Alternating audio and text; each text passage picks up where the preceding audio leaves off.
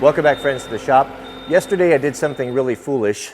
I hadn't used the brush hog for a whole year, and I knew better than to go ahead and use it without checking and slipping the clutches. Well, of course I didn't do that because I got in a hurry, went down there and broke a U-joint. So today we'll fix this. I'll show you how to do that. We'll service the whole thing, slip the clutches. Just a shame to tear up a piece of equipment like this just for literally just being lazy. Here's the prop shaft. You can see right there where the U-joint broke off. Now there's a clutch system in there that's supposed to engage to prevent this from happening, but if you don't service them, if you let them sit, they'll freeze up. So that's why that broke. Luckily, we didn't break the PTO shaft or something worse. Here on the mower side, you can see the yoke and where that sheared right there. That's a U-joint. And that just busted that off clean right there. Chewed that yoke up a little bit, but we should be able to file that edge off there. I think that'll be okay.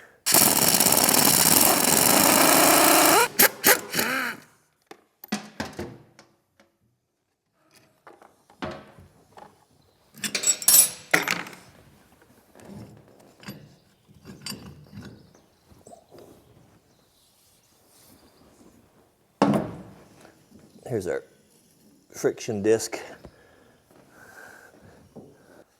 This is how the clutch system works. So this is the yoke that bolts onto the mower. Now when you have so much power going on, you have the PTO shaft turning at the tractor, you have the blade turning.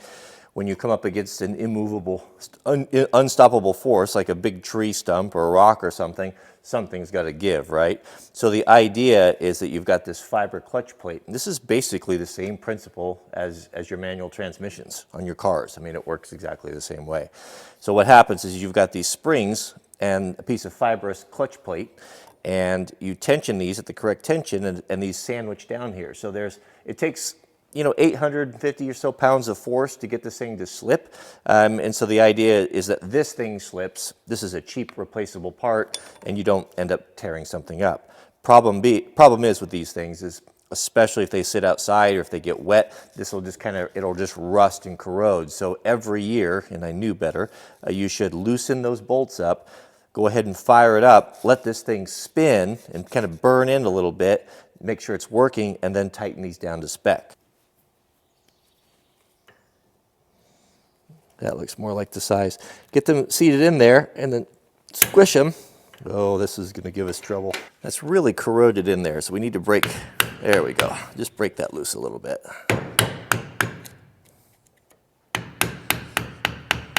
Don't worry about bending these things. Your new U-joint should come with a replacement. Getting these bearing caps out can be a tough job. My granddad was a master at this. This is how he taught me. He always used a bench vise. This is why you want a good heavy bench vise. So these are pressed in there and they are tight. So what he always did is he would find a socket that fit loosely, didn't touch the sides inside there, and then he would take that and then just use the vise and just press those guys out. So that move, that's good. Make sure it's not in a bind. Now you're going to bottom out on this end, so you'll be able to go a little ways, but let's just see what happens here. If this doesn't work, this is a pretty big U-joint. We might need to use the press, but usually this will do it.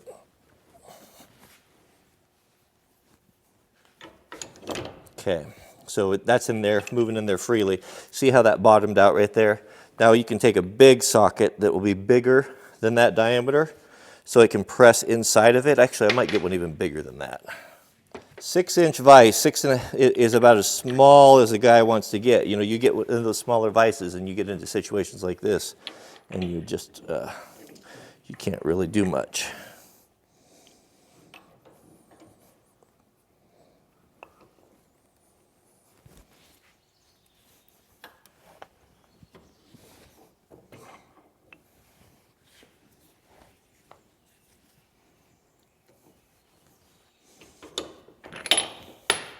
Now we should be able just to remove that cap. Once you get the cap out, let's see, did I do this wrong? Nope, it came out. Yeah, you can see where it's sheared there. The worst part of this job is turning out to be dealing with all this safety selling nonsense.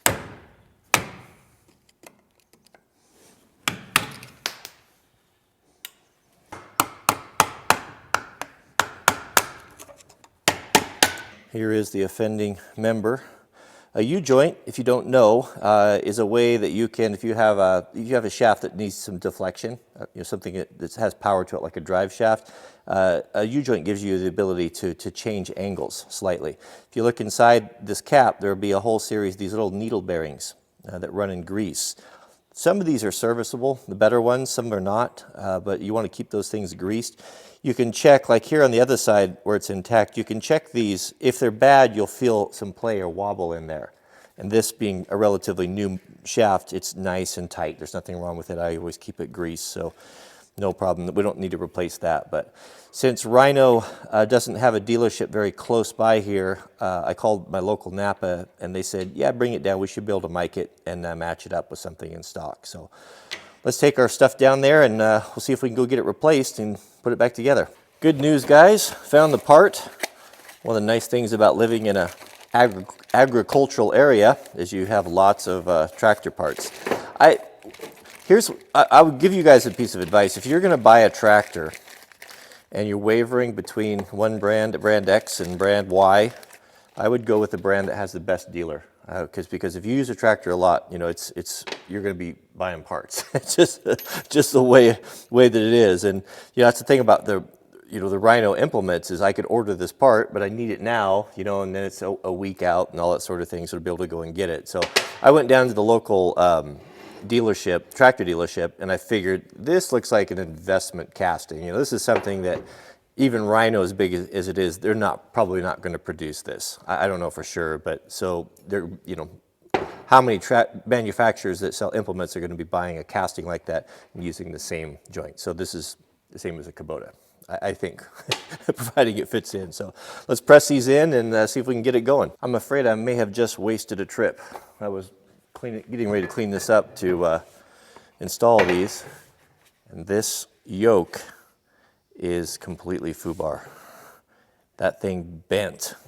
There's a lot of force on that. I can see that it doesn't look like it's going to line up. Does that look? Yeah, that's totally bent. Okay, plan B. So this section here looks okay. I don't have any way to bore align this thing, but yeah, it looks pretty good. The other one doesn't. Here's what we're going to do. Let's go and we'll pull hopefully, I've got some other Rhino stuff that they've used this braking system on one of the other pieces. We'll pull it off so we can keep going. I'll have to order that new yoke. Oh, that's not good. That's not at all the same size. Let's see.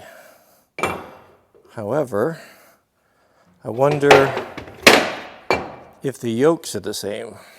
I think it is the same. I was hoping that I would just be able to slide this portion of the drive shaft out and replace it, but two problems. This clutch plate, I guess for lack of a better word, is different size, and this piece isn't long enough. So even if it would have worked, I would have had to change it anyway. So let's go ahead and knock it out. Why not? We'll go for it, see if it fits. And at least I could show you how to install a U-joint. This is a roll pin.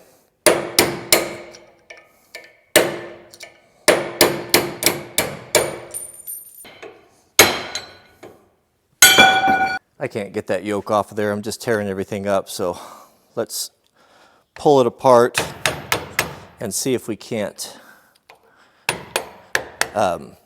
push it out from the other side. If we can get this guy to press out here.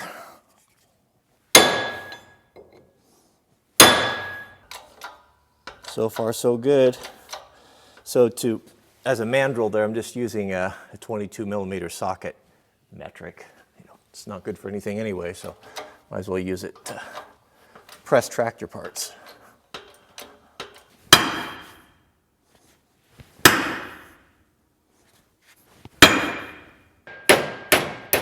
That's some pure shade tree right there, but we got it on. Okay, now I'll show you how to install these make sure you orient this the right way. Keep, make a note of that. Now these caps, be careful when you're taking these caps off. As you take them off, twist them and take them off nice and easy because they're full of needle bearings. You can look inside there. When they fall out, it's really a bummer. And then there's a seal on there, so don't damage that seal either. So take your first cap. Feels like the right size, and we'll press this in there.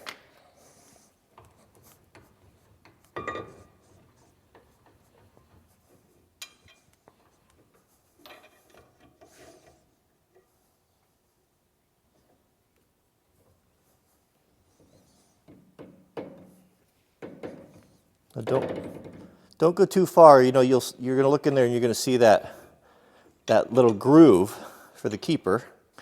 Now you're going to, keeping this clean, make sure everything's clean, you're going to put that in there all the way.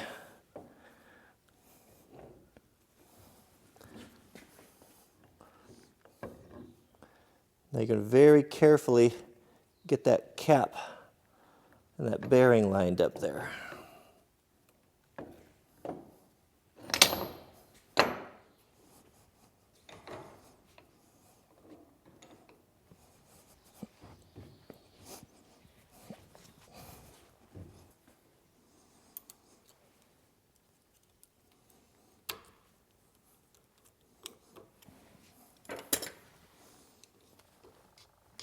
Again, that can look like it's in right there, but it is not. So you want to be sure you verify that it's in that groove.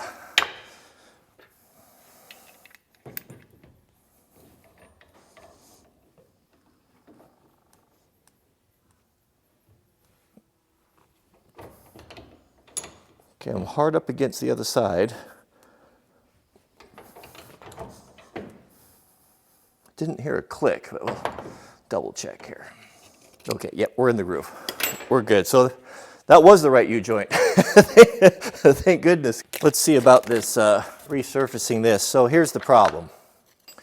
We've got a fiber clutch disc. You can see all of that corrosion and stuff on there, from getting wet or sitting outside, and that was just completely locked up. So it actually took more force to break this loose than to break the U-joint. So that's what, stitch in time, right? So you can resurface that a little bit. We don't want to take, whoops, we don't want to take material off. Wire wheel, whatever you have, just smooth this up a little bit. As soon as we slip it, it's going to really burn that off there, but just make sure we don't have any more trouble. We'll put our springs in. Spring, washer, nylock, aviation nut. I've got those springs finger tight. Now this is the important part here. We're going to hook up the prop shaft, and then I'll show you how to adjust those guys. Now these springs, what we're going to do is all these are going to be different. You have to look at your manual, but you're going to run those bolts up until those springs they're not compressed, but there's no slop in them, right? Because that's how we determine how much pressure. Oh, I got that PTO engaged. How much pressure is pressing on that pressure plate? This is just like your car. You East Coast guys are going to be very familiar with this. In your 1986 Camaro manual, you're going to have a clutch and a pressure plate, which I'm sure you're very familiar with changing under a shade tree in the gravel. So same thing. You want those springs, if they're wobbly like that, that's too loose. They're not, you haven't run them up yet. You want to, again, don't compress them, but also you don't want them wobbling. Once those are ran up now, and we don't have any play in them, you're going to have to figure out some way to measure the distance between that spring and the back of that plate, a flywheel or yoke, whatever you want to call it. Okay, so now we have that right there. So now for this particular spec, we're going to subtract 1/8 of an inch is what we want for our clutch setting. That's how much pressure, according to the book, that they recommend. So we're going to take this one we just measured, and we can see now that it's sticking out too far. let's find out how many turns it is to get that 1/8 of an inch in, and then we'll have an idea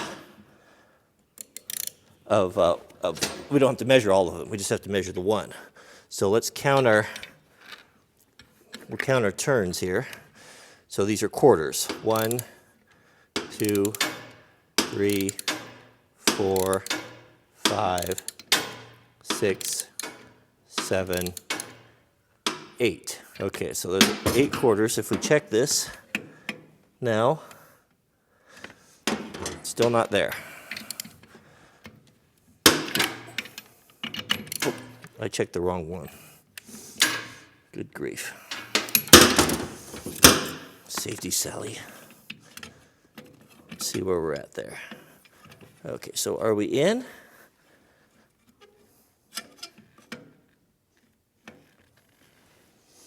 That's about it right there, 8.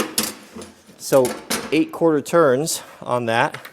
So that's what I'm going to do on all of them. So we don't want to run it, we don't want it at the full pressure right now. We want to slip it and burn that in there, you know, kind of polish that up there so that next time we hit a big stump or a rock or something, that clutch starts spinning, freewheeling, and not be breaking our U-joint and waste 2/3 of a day fixing it. Now with just a little bit of spring tension on there, we're ready to slip this clutch. Now you can take a marker and you can mark a line, paint pen or a silver Sharpie across here, and we can, if you can't hear it, I mean usually you can hear when a clutch starts squawking and slipping, it makes a terrible sound. But for some reason you can't, just draw a line on there. Now we've sandwiched that clutch pack in between the two, and we'll put it full throttle and engage it, the PTO, and hopefully that thing will squawk. If it doesn't squawk and slip, then we'll back some of that pressure off.